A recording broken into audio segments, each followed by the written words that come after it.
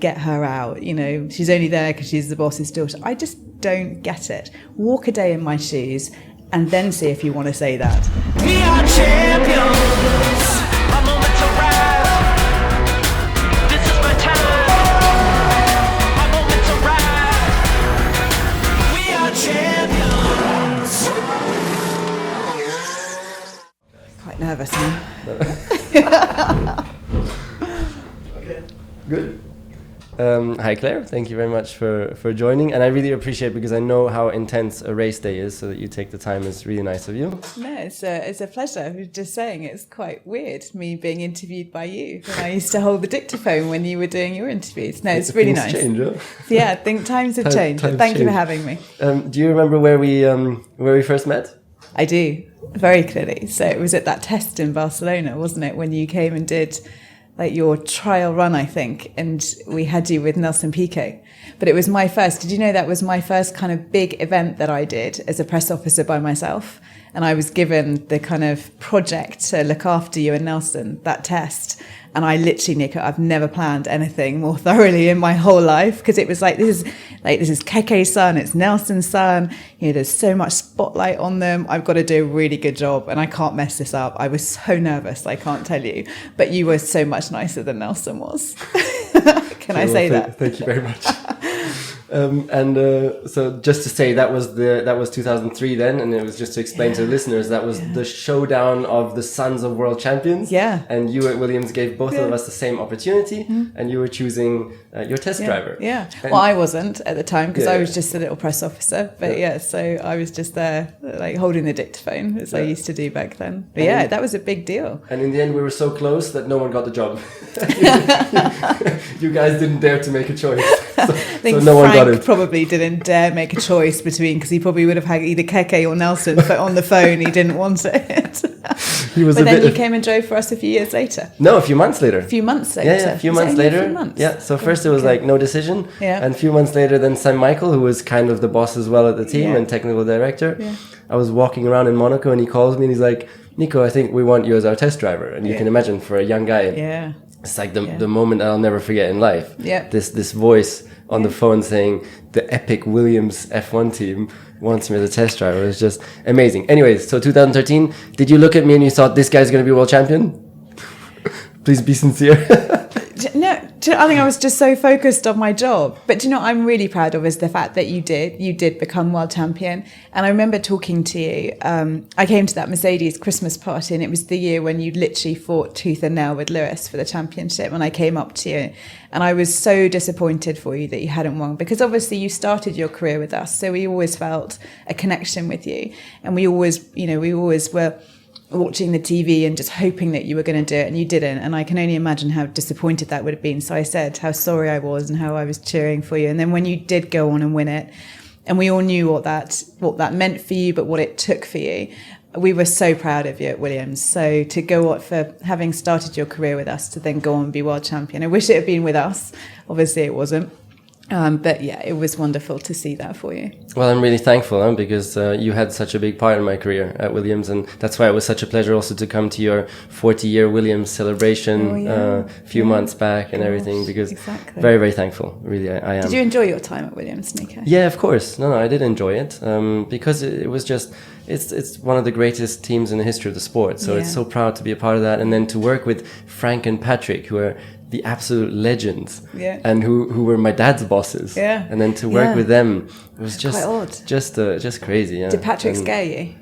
He scares me a little bit. Okay, well, so I have two anecdotes actually. Oh, go on. So because as a young driver, I think particularly starting at Williams at the time with those kind of people was really not easy. No. And I have two examples. And Sam Michael was the same, so he was very similar to Patrick in that sense. Just was he? This maybe a little bit of, it's a bit, I think, too hard with young drivers, and a little bit of a lack of human empathy, like to feelings. Like okay, I'm not a machine, I have feelings as well. Yeah. And so I have qualifying Melbourne, 2007.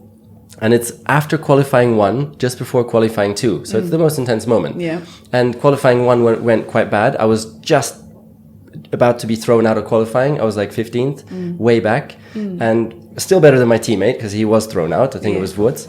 Yeah. Patrick came to me in the middle to my car, knelt down into the cockpit, God, no, what did he kind say? of opened my visor and said, "Nico, you're going to put us out of business if you continue driving like that." No, he didn't. This was in the middle of qualifying between Q1 and Q2. First race of the season. And I'm like, holy moly, this is Patrick Head. Like, what? Oh my God. I was absolutely terrified. Way to motivate your I driver, was absolutely right? terrified. To be honest, I did an awesome qualifying right after that because I put it on P7, Do you think it helped? which for the team was like a really, really successful position to be in. God. So I don't know how, but that was hard. That's tough. That's really, really hard. I'd never do that. So I think that Williams had this reputation, but when Frank and Patrick were around, of being quite tough on their drivers. There wasn't a lot of empathy or emotional intelligence going on. It was like they're just, your driver, get on with it, do the job. And there are so many anecdotes of Patrick doing similar things. I think he said to Ralf Schumacher on the grid, because he hadn't qualified very well one day doing a race, got to the grid, went down to see him and said, Ralf, when you woke up this morning and looked in the mirror, did you see a racing driver look back at you? And you're like, but there are loads of them. There are so many anecdotes. But clearly, maybe it works. Maybe I'm too soft because I'm really soft. I have a lot of, I always talk to our drivers, make sure they're doing okay. Have they got everything they need? I don't know. It's different. I think there's a different way at Williams now of looking after. But I think there's it's not necessarily a bad thing. It just depends on who you're speaking with. Because there's an example of in soccer, Mourinho, for example. Yeah. He's very much the same style. Really demanding, really tough, really hard. And I spoke to some of his players. And Right. the players that have the more self-confidence, they quite like that, to be driven in that sense. Yeah. But the more sensitive players and drivers, in my case, I'm much more sensitive. Yeah. They struggle with that kind of leadership because it just puts you off and it just scares you so much. You've got to have, that's why this thing about emotional intelligence now, which I'm doing a lot of work around at Williams at the moment with all our cultural work that we're doing, is so important. You've got to know and understand each individual that works in your team in order to get the best out of them. So if someone's not going to respond well to that, you need to know that, because otherwise you're going to just destabilize them for what they need to be doing for you, and they can't operate at their best, can they? So Can we go into a bit more details on that? Because I think the culture within the team is one of the most important ingredients for success. Can you give some examples of what you're now trying to do and how you're trying to change things and where your dream position would be in terms of culture for your team? This is an interesting one, because obviously Williams has existed for so many years, and we've got, therefore, so many cultures at play, because we've got lots of different people across different generations that work for us. And, I think about the culture that we had over the years when I was growing up at Williams, and I think it was a culture that grew very organically under Frank and Patrick. I mean, if you talk to Frank and Patrick about culture, they would just kind of brush you off and go, what are you talking about? That's just namby-pamby type stuff. Just put the pedal to the metal. Yeah, exactly. Just get on with it. We're here to do a job. We're not here to talk about, Frank and Patrick didn't even, not even that interested in PR and marketing. They don't really get that either. But for me, culture has become a really important focus point on driving or helping us drive performance into the race car. And there are so many different examples of how having a really strong culture in your team and any business in general can really drive results. We did an employee engagement survey, which is the first that we've ever done at Williams last year, and the results weren't brilliant. Unfortunately, in a sports team, inevitably your culture, your morale is going to be somewhat driven by the results that you're getting on the racetrack or on the field or on the court or whatever. Can I interrupt you? I know from another top team that they had more than 80% on the engagement level. Really? Yes. Okay, that really annoys me, because ours was nowhere near 80%. Now I'm driven even harder to get ours changed. But I was disappointed, because, for me, it's so important that people love working at Williams. That's what the culture has always been about, that we feel very lucky that we work in the sport that we do, very privileged to be a part of Formula One, and that everyone understands what we're doing and wants to be a part. Because in effect, we're making history. Every time we go out racing, we're making some kind of history. So you should feel proud of that. But our culture, for whatever reason, has dissipated over a number of years now, whether that be through a decline in success or, not really focusing on it, I suppose, either, and galvanizing your people. And particularly now when we've all got these enormous race teams on our hands that, in the days of Frank and Patrick, they only had to really be responsible and look out for 200-300 people. You know, I've got 650 people just on the F1 side of the business and a further 350 on AE. And I need to make sure that I'm doing a really good job to make sure that all those people know what we're doing at Williams, know how we do that at Williams, the values that we have, that we work towards. And at Williams, for us, that's around family, team spirit, teamwork, excellence, integrity. And so it's about driving those values through the business and getting everyone to operate against those. So every day when they come in the office, they know that they've got to work in that way. And if we're getting everyone to work in that way, then it creates that one culture that then drives success. So I'm a real firm believer in it. And we've got a lot of initiatives that talk to that and try building it through the team. And it's not the work of a moment. It takes a long time to really build a strong culture. We've got another engagement survey coming up in a month. And if the results aren't better, I'm going to be tearing some hair out, I think. Can you go into one of those examples then? You said family, integrity, excellence. Can you take one and give us one specific example of something that you've done to try and increase the engagement with one of those areas? Yeah, so, I mean, family for us is a big one, and it kind of talks to the teamwork and team spirit, I think, piece as well. And what we found over the past few years, and particularly as the business has grown, is that people don't feel as emotionally connected to the car. You know, back when teams were 200-300 people, everyone, I think, felt much more that they had the connection. They knew that, you know, working on that little thing was going to do X, Y, or Z over a race weekend. Now I think people feel more distanced. You know, a lot of people, you know, turn up and they're turning up because they've got to pay the mortgage. They're not turning up because they truly love Formula One per se. They may not even watch the race on a Sunday afternoon. So we're trying to make people develop that emotional connection to the car, to know and understand that even if they're just working on the smallest thing, or even if they're working in, you know, the planning department or the accounts department, what they're doing actually does play a vital role in getting this race car to the track and that race car being competitive. So, you know, as an example, we're taking all of our staff to Silverstone this year, which is a huge undertaking. It's a huge cost, but it means that they get to see their car in action and they actually get that buzz of being at the racetrack. Because, you know, nowadays we can only take, you know, 100 odd people. So that's only a sixth of our workforce to every race. And they, you know, when you're here, you feel that passion, you feel that energy and that fire of going racing. If you don't have that and you don't experience it, how can you understand the urgency of going racing, the urgency of needing to get your part made in time or whatever you're doing? So having those kinds of initiatives, and we're doing a big pit stop challenge as another example over the course of this year. So we've got this amazing team at Williams that does pit stop challenges for all our guests that come through our conference centre, but we're asking all our staff to sign up to do a pit stop challenge. We're putting them all in different teams, so different people get to know different people in the business. And then they got to compete, and it's kind of going to go down into, you know, one team competes against another, the best goes through to the next round, a bit like Wimbledon. And then we get, you know, two teams into the final, and then they'll have a showdown, and then they get prizes at the end of it. So, you know, it's just doing things like that. You know, they understand then what our pit stop crew go through, but they get to meet other people because, you know, they may not meet somebody in aero through their whole time working at Williams. So it's just about trying to build some team spirit within the team. So there's a lot going on, I think, that people don't really understand that Formula One teams may or may not do behind the scenes, that all tries to drive this culture of winning and competitiveness. Well, I think a Formula One team is at the pinnacle and at the forefront of what a company in business in terms of performance needs to achieve. It's really leading the way. It's unbelievably demanding and high performance. Yeah. You touched on pit stops. Williams, as you said, has 350 people working on an engineering side of it. So it's Advanced Engineering, which is a separate company, a sister company. And since you touched on pit stops, that company, the engineering company, is doing a lot of good for the world as well. Yes. And maybe you can tell us about the story that what you've learned from, or what you've transferred from F1 pit stop knowledge to improving hospitals and saving lives. I think that's a really fascinating story. So our advanced engineering business is really exciting. It's a really exciting part of our group. They do lots of different work in lots of different areas. And motorsport and automotive is a big thing, and battery technology. But occasionally we get interest in different projects, and we had the Cardiff Hospital come to us, ask if they could work with us and learn more about the pit stop system that we have at Williams, to see if it would help what they do in their operating theatres.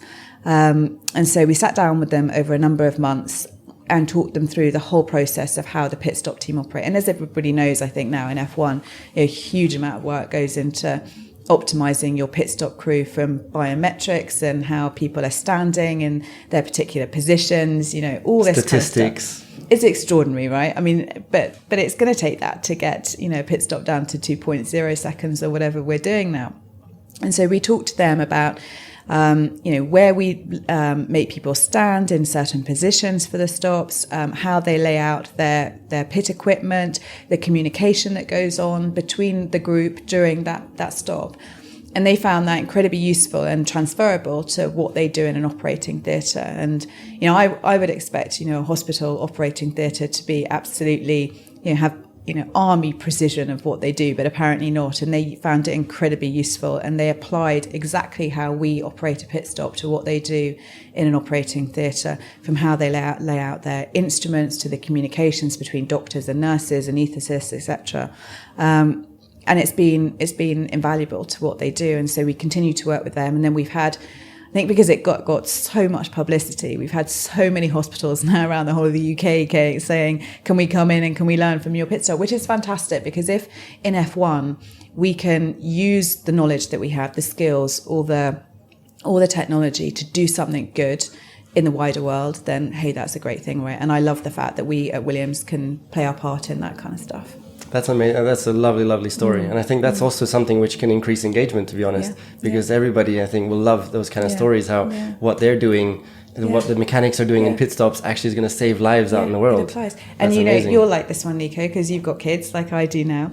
But at Advanced Engineering, we had a company come to us that designs what they called a babypod. So for very premature babies that are born with difficulties, invariably they have to be transferred to specialist hospitals. And how they were transferring them was in this kind of very makeshift kind of incubator, not particularly safe for transport, etc. So they asked us to look at this incubator and come up with a whole new technology that would be safer to transport the baby, have easier access for the paramedics that would be transporting them, all this kind of stuff. So we created what we call the babypod, which is just this amazing bit of kit that just helps the transport of these premature babies that obviously whose lives are at enormous risk. And the work that we've done now obviously helps those babies make that journey in a much safer way. And to know, like, as a mum now, that I was very lucky my baby wasn't premature and didn't have any issues, but knowing that there are now things out there that we've created that are helping babies in their first days of life is quite amazing. That's powerful. Makes me emotional. having two little babies at home. Yeah. Let's go back to some easier things. Father Frank. Father Frank is, of course, one of the greatest legends in our sport and an amazing leader. Yeah. So I would love to get an insight from you what you think is his greatest skill, because he came from nowhere and he's built up a business which is so powerful, so dominant. Yeah. Can you cover like one of the greatest skills you think you saw in him and how he made this happen? I think one of Dad's, I think he's very humble, Dad. I think people do have this perception of him because they really, just see him. A lot of people just see him on the telly and they don't know him. And they think, they just see this quite deadpan face, maybe quite a stern look on his face, and they must just think he's a bit of an arsehole. And I've had someone come up to me at a wedding, an experience, if I can tell you that little story.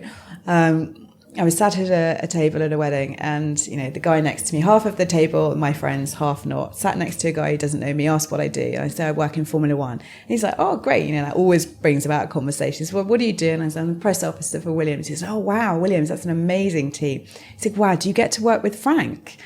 And I was like, well, yeah, I'm his press officer, so occasionally I have to look after him for interviews and all this. And at this point, like, my friends have put down their knives and forks and they're really interested in this conversation. And he said, oh, wow, that's amazing. And he turned around to me and said, is he really that much of an arsehole in real life as he looks on the telly? And I was like, yeah, that arsehole I should probably tell you now is my dad. And like literally the guy, he left the wedding early because he was so mortified by what he'd said. But Dad, going back to him and his core strengths, I think he's just, because he's come from humble beginnings and because he has achieved what he's achieved, or not he's never really thought of himself. He's never gathered this ego that I think a lot of people in Formula One can through having such inordinate amounts of success. He's always remained pretty modest, and it's all about everybody else. It's, you know, he always says it's been nothing to do with me, Williams. It's what everybody else has brought to the party. And I think for me, that's one of the greatest lessons that I learned from him is keep your feet on the ground. You know, we're very lucky to be a part of this world, and success may come or it may not. We're just lucky to be involved in it. And I think Dad's always just, I don't necessarily think it's always about the winning for Dad or the losing. It's just about being a part of this world, and he feels enormously lucky that he's a part of it. And, you know, he's just been an incredibly hard worker all his life, and he's found something that I suppose a lot of people aren't lucky enough to find in their lives, a job that he's passionate about. He always says, isn't it great, Claire, we get paid to do something we love, and not many people can say that. And it's so true, and we have to remember that. I think his humble passion as well is just so infectious, and people around just want to partner up with him and support him in his endeavors. And I think that was a magical ingredient in the early days to get that massive funding from nowhere, really, with nothing. Frank's incredibly charismatic. I don't know, there's something, a twinkle in his eye, or the way that he smiles. There's something that's very magnetic, I think, about Frank. That people, he always has been able to coerce inordinate amounts of money out of people, and they turn around after a bit and go, bloody hell, did I just sign that check? You know, I'm keeping signing these checks to Frank, and it's because he does have this amazing capability, this amazing strength to get people to buy into his dream. And, you know, that's what it is. That's what people, when they do partner with the Williams, that they are buying into. They're buying into a dream, and, you know, this dream of, you know, just the underdog trying to beat, you know, the big guns out there. And that's what we're about. Very nice. And also I would say his focus. Unbelievable ability to focus on F1 and on being the best, isn't it? Yeah, he has. And, you know, it's always only ever been about Formula One for Dad. You'll know that. He is so myopically focused on Williams, on Formula One. Nothing else matters. You know, I don't know what it was like for you, Nico, growing up with your dad in F1, but for me, you know, it was all we ever talked about, you know, and that's why I'm probably doing the job that I'm doing now, because F1 defines me. Williams defines me. It's who I am. I can't imagine my life without it, because Dad was so focused on it. You know, when he came home from work, he wasn't one of those dads that left, you know, the office at home, work at home. He came home and talked about it. You know, my mum was obsessed by it. It was all that we were. You know, Dad's never been on a family holiday with us, and, you know, you can think of anything worse than going on a family holiday with us. He took us to the zoo the other day. So Dad woke up one morning. The other day? Yeah. You all went to the zoo? We went to the zoo. It was magic. So that's so nice. I know. Well, he woke up one morning, and about 2 months ago now, and said to his nurses, I've never seen a tiger. And, yeah, we've all seen a tiger, because we've all either been to the zoo, or if you're lucky enough, you've been on a safari or whatever. Dad's never seen a tiger. So the nurses were like, okay, let's go to the zoo. You know, he doesn't do a whole lot during the day anymore. So they packed him off and they went to the zoo. And I found out about this, and I was absolutely furious, because it was like, well, hold on, you can't go to the zoo and not take your kids. You know, you've got grandkids now. So I organised another trip to the zoo. And we went to the zoo. It was tipping down with rain, so none of the animals were out. But I went, my husband went, and we took our son, so Dad's grandson. And it was so wonderful to see Dad doing something normal. It was so extraordinary to just see him in a zoo with his grandson. And they went around, and it was, as I said, chucking it down with rain. So it wasn't ideal. We didn't see a whole lot, but it was just normal. And it was odd to do something so normal, but it's taken, you know, Dad to get to 77 to do something normal. And that just shows the focus that he's had his whole life on Formula One. But I think he's now starting to realise that, you know, there are some other things that you can do with your life. So he does quite like doing things like that now. So how do we picture that? Frank with his grandson on the lap speaking to the tiger? Oh, yeah. No, but what was extraordinary, so there was this snow leopard enclosure. This is going to be so boring now if we edit this out. It was this snow leopard enclosure, and I said there was no animals out. And we got to this, we're wheeling Dad, pushing Nate in the buggy, and went up to the snow leopard enclosure. There was nothing to be seen. And then within like 10 seconds, the snow leopard came out and just came and sat right at the glass where Dad was, and just sat there for like 20 minutes. And Dad and Nate were just like in heaven watching this leopard sat next to them. And it's just wonderful, because it is normal to do. Did your dad ever take you to the zoo when you were little?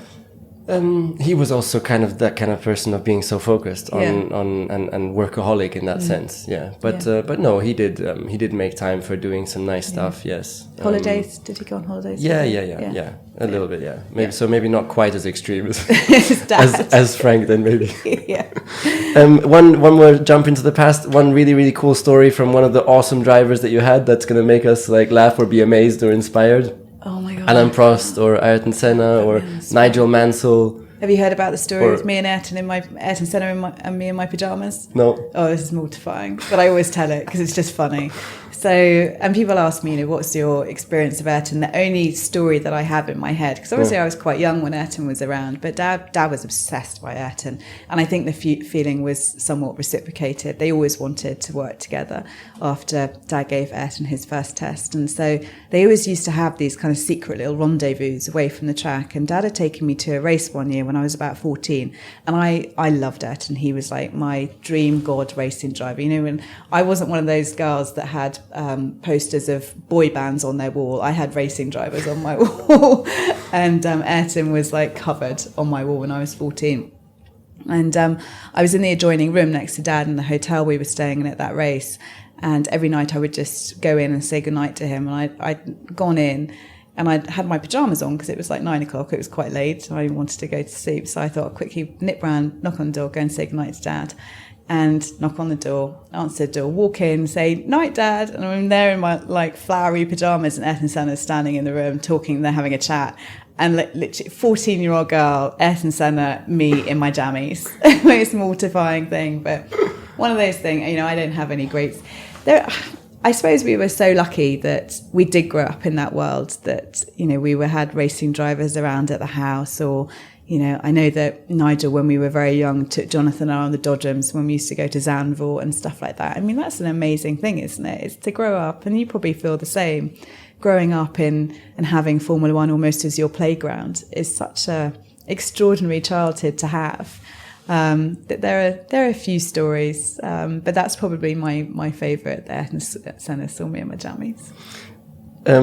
2014, you were leading one of the most historic and iconic teams, and you had a very successful year as well. And you got awarded Officer of the Order of the British Empire. No, I didn't. Were you aware of the kind of inspirational role that you're also having in that position as a woman in such an extreme man's world, inspiring so many other women around the world? You weren't aware of that?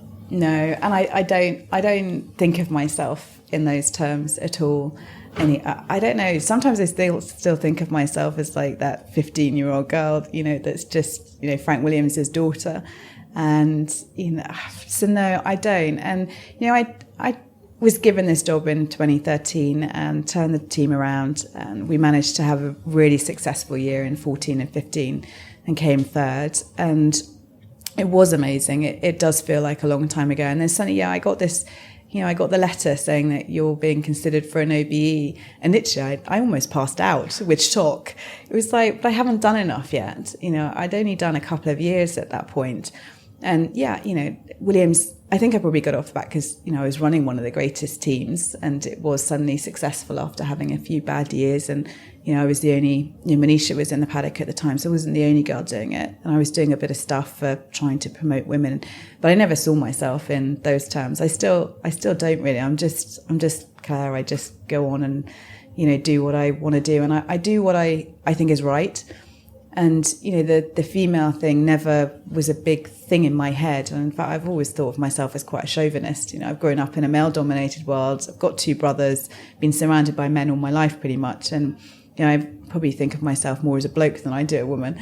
And so no, I never did. But I think now that I've been on this journey for a few more years, I know that there is that, I think, observation that I'm in this role. And so I do now embrace it more, try and use it more for good, and to try and encourage more women to come into motorsport, because I actually do really believe that. And if I think about my time, and I'm asked a lot if I've ever experienced discrimination and stuff, and I would always say no, just flippantly. And I think actually I have experienced discrimination in my job, in my world. And I don't want, if people can do that to me, they can do that in far greater terms to other women in Formula One, and I don't want that to happen. So I do a huge amount now to make sure that certainly at Williams, I guess, because we've just started this Women at Williams initiative. And I'm very proud of that. It's only early days, but I know we can achieve so much through that, not just for the benefit of women at Williams, but also in motorsport as a whole. And I'm very proud of that and doing that work. And I actually enjoy it because I actually believe that it's right and it's the right thing to do. And you've got daughters, haven't you, Nico? Yes, so 2 daughters. We are now carving the way so that they will have a better experience when they come into motorsport, if they do, as a third generation of Rosbergs in Formula One. As long as they're not driving, that's all fine. I feel the same with Nate. Do they say to you, do you get that question, are they going to become drivers? What do you want them to do? Yeah. And I always say no. Yeah, I get the same with Nate, and I'm like, he can do anything in F1, but please God, not a racing driver. You spoke about discrimination. I think it's a really, really important topic in our world at the moment. Can you please give us an example of, in the F1 world, maybe in the strategy group where you're the only woman, surrounded by a whole army of men in a very, very tough environment of decision making, voting, millions of dollars at stake. Can you give a specific example without naming any names, but where really you felt like, hey, this is not right. I'm being discriminated here just because I'm a woman. No, do you know, I actually, in that group, I don't find that at all. I think I find it hard though in that group because, you know, the other day I was in a room in one of those sessions, and there were a lot of people in the room, and I was the only woman, and I specifically counted how many men there were with me, the one female, and there were 32. And that's quite intimidating in itself. And these guys, you know, they're very good at what they do. They're incredibly competitive, and they want what they want to get out of that room. And so they fight very hard. So I find it very difficult in that environment to kind of speak out, have my voice heard. So I have to, you know, I get quite nervous. I have deep breaths, all that kind of stuff. But I'm in there to do the best job that I need to do for my team. And I will fight as hard as anybody for my team. So it's not necessarily in that world that I find difficult. I think it's just, and it's individuals as well. It's not fair to stereotype that just because that's a room filled with very powerful people that they're going to be discriminatory. I don't find that with that group. I find it in other circumstances, just, you know, and just random circumstances where I'll be at the table with, say, our CEO, and all the questions, the conversation will be directed to him. And particularly, say, if it's around a driver. And it's like, well, hold on, you know, who's the boss here? Why aren't you talking to me? Do you say that? Hold on, who's the boss here? I walk out the meeting and I go, are they having a laugh? Seriously. You know, they know it's my name above the door. It's not Mike's name above the door. Yet the eye contact is all at the man. And I think it's been going on for generations, thousands of years. It's just how human nature is. And we've got a lot of work to change that actually there's a woman at the table and she can be the boss, and she is the boss. So you need to give her the respect, the deference, and talk to her, not just direct it at the bloke because there's an older bloke in the room. So I find that a lot. And actually I've had a scenario where it was a driver's father that really wanted to get his son in the team, and he was sat there talking at Mike rather than me, and driver didn't get the seat because I was so pissed off that he had not even thought that, you know, I was, you know, important enough to talk to, because I was a woman. And it was absolutely because I was a woman. So I can smell it pretty easily, and I don't tolerate it. And, you know, there are repercussions. I think you aspire to have a strong voice then in the strategy group and things like that. And also in that sense, when someone is speaking just to a CEO who's next to you, do you feel that you're doing enough to proactively then in those moments express your feelings and really fight for what you aspire to have as a position? And how are you doing what are you doing to deal with that and to progress in the difficult situation? I'd like to do more. I can't sit here and say I probably do speak up enough, but I'm one of those people that won't talk just for the sake of talking. So there's a lot of conversation that happens in those meetings that, you know, it's maybe on repeat or whatever. And, you know, there's no point, you know, sitting there and repeating something that maybe someone else has already said or that we've talked about 100 times before.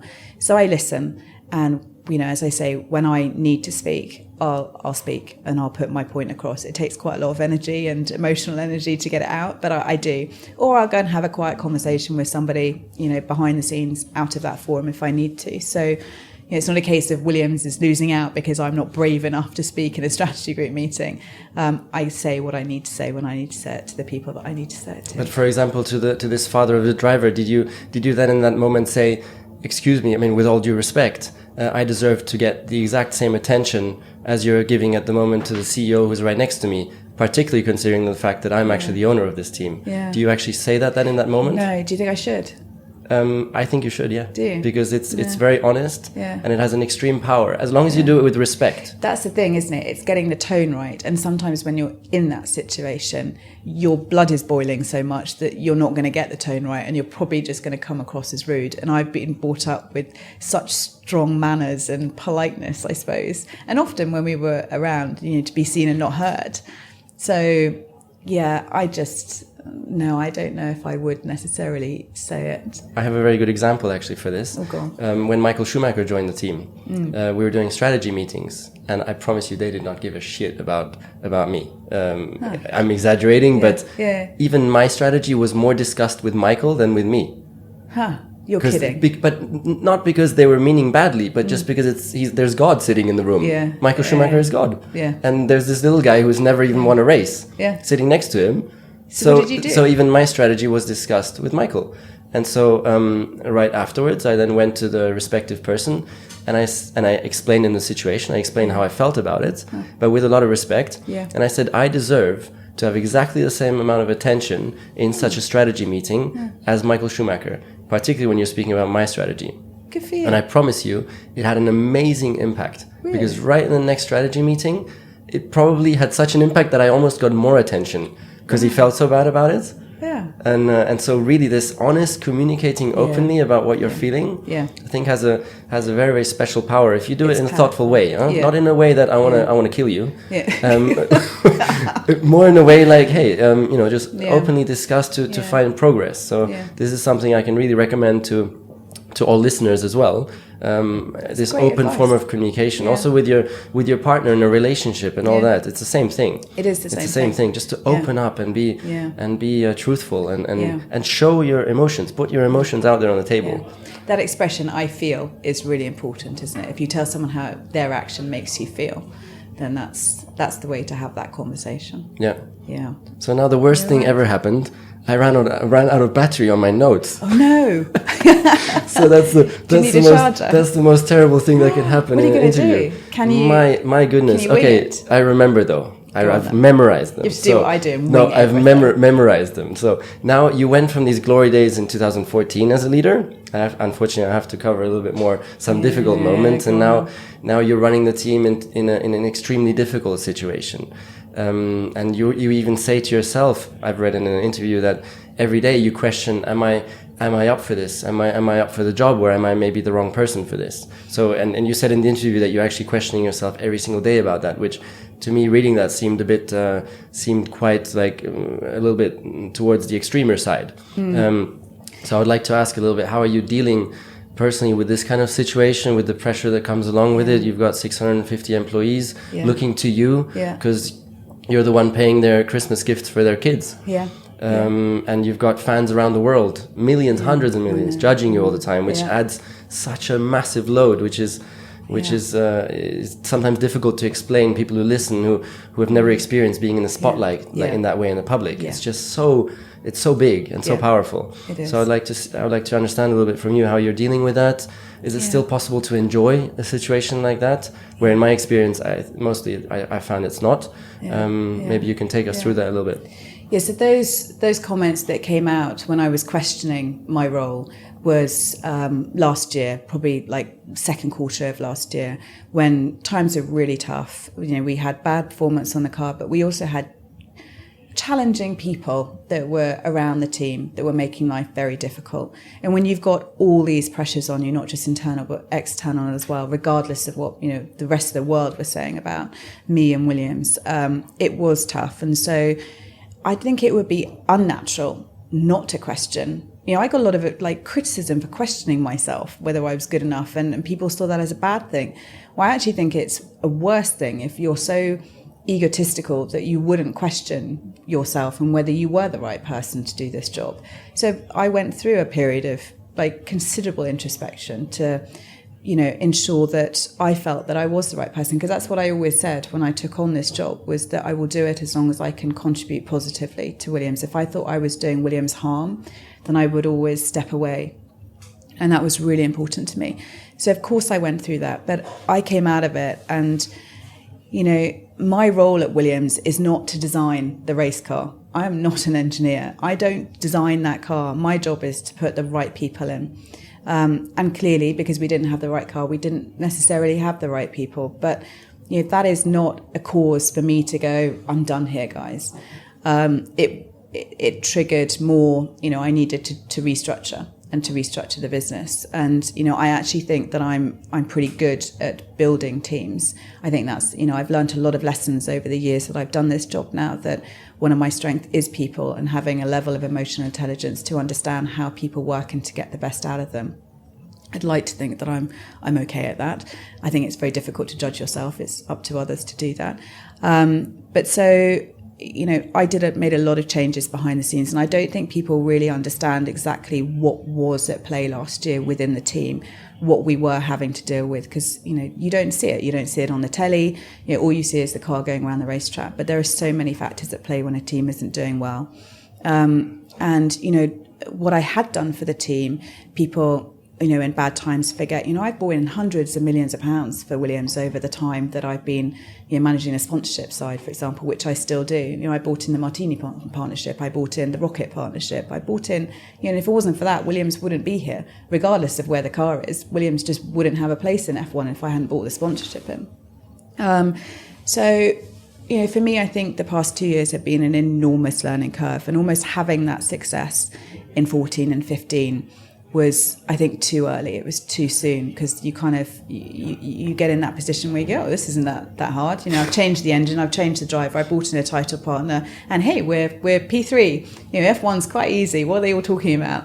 So I'm almost, I know I'd be shot down for saying it, but I'm almost pleased we have gone through this, so that we all know and understand actually how difficult F1 is and can be, and what you do have to do to get yourselves back up. And, it's not easy getting yourself, pulling your socks up and getting on with it when you are in such a difficult position. And we're in a difficult position for a lot of reasons.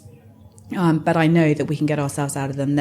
None of those reasons are insurmountable, and none of those reasons would, I think, make me turn around and say, I haven't done a good enough job and I need to go now. I think that it's important that I do what I need to do, and I'm given the space and the time to do that.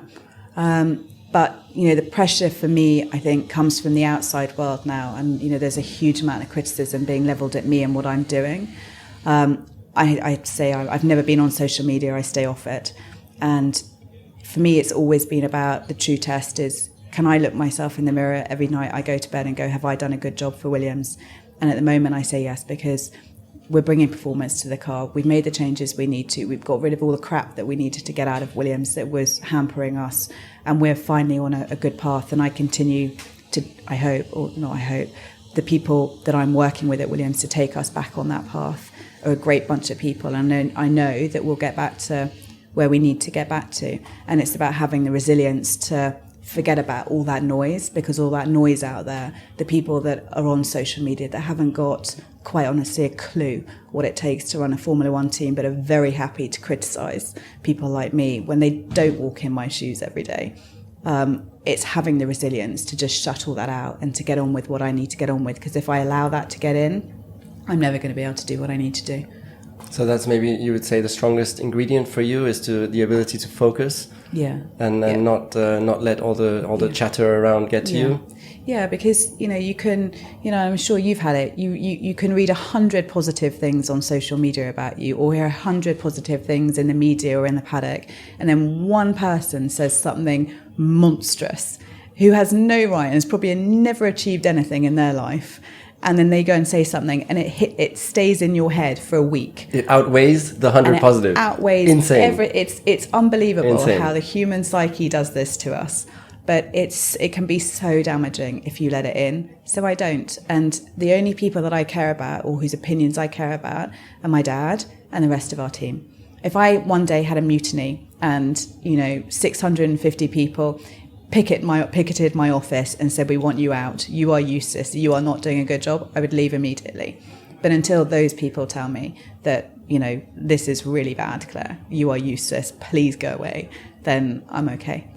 So we have something in common there, because on my way to the World Championship, I chopped out everything. Yeah. I did not read a single piece of news in the last 6 months. Yeah. I didn't have social media. Someone was doing it for me. Yeah. I didn't have emails, nothing. Yeah. I just simplified so extreme, because this one bad comment would throw me off the road so extremely. I'm so sensitive to that kind of stuff. Yeah. And so the only way was just close it off. Yeah. And that worked really, really well. But it is horrific. I find social media, you know, in the wider society as a whole, you see what it's, you know, doing to kids and their psychology, and you just think, this is not cool, this is not good. You know, social media, I know, is an incredibly powerful thing, and there's no way in the world that it's ever going to go away, but there's something has to be done to prevent. You know, you look in the UK at the moment, and you know, we've had a couple of suicides off the back of a reality TV show because people were being trolled by horrible comments, and you've got to think to yourself, you know, how can we allow this to happen? How can people that just sit there in their basements or wherever they are writing horrible stuff about people on social media? I just don't get it. I would never write something horrible about somebody I didn't know, or even someone I did know, on social media. I don't get the mentality that there are people out there on their phones writing, you know, you're an idiot, you don't know what you're doing, get her out, you know, she's only there because she's the boss's daughter. I just don't get it. Walk a day in my shoes and then see if you want to say that. Okay, exclusive news Sorry, coming out. Exclusive news coming out now on my podcast. When are we launching Clair Williams' Instagram page? We are not, Nico. Come on! No. But you can do so much good with it. You can inspire. It doesn't have to be just negative. No, someone can do it for you and help you with it, and you can inspire so many women and around the world, and even men in different ways. No, we want to see the Clair Williams Instagram page. No, we don't. Yes, of course. It would be so boring anyway. No. My life is too boring for anyone to follow me on Instagram. Okay, so work in progress. Okay. One last thing then. You have an incredible young superstar in your team. Yeah. As one of the two drivers, of course, George Russell. Please, for everybody who's a bit younger listening, or everybody who's wanting a job that they're maybe not being able to get or whatever, tell us the one most powerful thing that George did, because I think he did some smart things which convinced you, okay, I'm actually going to take this kid. Yeah. And even though maybe before he wasn't really on your radar. Yeah. Please, one thing which he did so well, which was really impressive. Hard work has always been my motto, and I've learned that from Dad. Hard work, you know, you work hard, you get your just rewards. You know that. You won a world championship because you work your socks off. Yes. And that's how you get success. It doesn't just come to you on a plate. And so I like that in anyone that works for us at Williams. Anyone that works hard, whether they get it right or wrong, they work hard, then that's fantastic. And George, for me, really epitomises that. And, you know, we all know what racing drivers can be like sometimes. And, you know, I'd had a few of those. But George came to me and he really grafted for that seat. The first meeting that I had with him, he turned up with a notebook. You know, no racing driver, no offence, Nick, is ever, not that I was in that position to recruit you at the time, but, you know, no racing driver has ever come to me with a notebook. He took it seriously. He did a whole PowerPoint presentation as to why Williams should select him for a race seat. Serious? Yeah. He made a presentation? Yeah, but he still does. That's so cool. He still comes to the factory for every meeting, having prepared a PowerPoint presentation on his key things that he wants addressed. And he does a traffic light system with his presentation. So the things that are in green are they're okay, don't worry about them too much, they're good. Then amber are things that, you know, I'd really like you to fix, but red, seriously guys, you know, sort this shit out here. You know, and he so it wasn't just reserved for, you know, that initial period when he was, you know, wanting the seat. It continues, and it's that ethic for me of working hard that's so important. So if I get a beautifully written letter from a 9-year-old that's talked about everything that he's doing because he wants to work in motorsport, you know, he's going out to go-kart events and he's, you know, collecting tyres or whatever, something like that, I write back personally and I say, come and see me when you're 16. Do this, this and this between now and then, and come and talk to me when you're 16 if you've done X, Y and Z, and there'll be a job for you. Because it's those kinds of people that make up great sports teams. So it's the drive and dedication that exactly. you love. The passion, the ambition, and I hate this like entitled, people that feel that they deserve it or they're entitled to it and they haven't really done very much for it. You've got to work. If you want to succeed and you want to achieve something in your life, you've got to work hard for it. So have we got a world champion in the making then here in George Russell? 100%. 100%. George Russell is going to be world champion. He will be. But I just hope it's with us. I'm fed up with losing drivers and they go off and be world champions elsewhere. As much as I'm very proud of them for doing that, I would love for George to be a world champion with Williams. Thank you very much, Claire. I think that's a really nice ending there. Thanks. And I think everybody listening is cheering you on because we all want to see Williams at the front again. There's nobody who doesn't. I think it's the whole of the world of motorsports and beyond would love to see that. So we wish you all the best. Thank you. And more success and a good day today. Thank you. Yes. And see you soon. Thanks. Thank you.